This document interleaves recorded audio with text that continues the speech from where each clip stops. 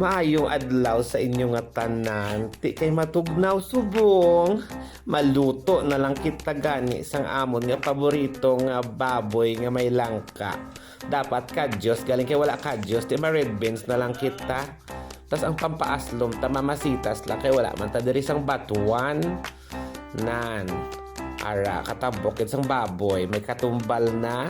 May tanglad kag may luya, ti ano pang nahulat yung umpisahan tanan ni nan ara na ang tambok pamantikaon tana siya anay pag nagmantika na igisata na dayon ng aton nga marahalon nga sibuyas.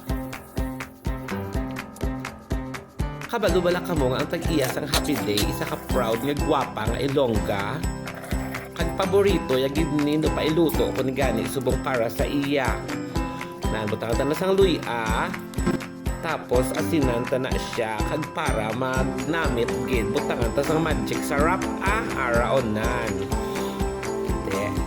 Tapos butangan ta man sa sang tanglad kay para maghumot gid siya.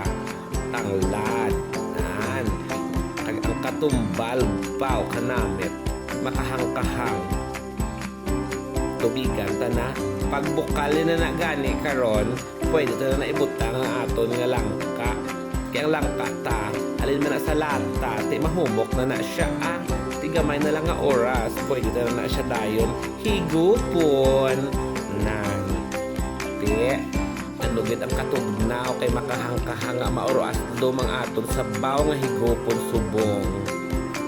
Ano pa nahulat nyo dali na kamo di sa happy day.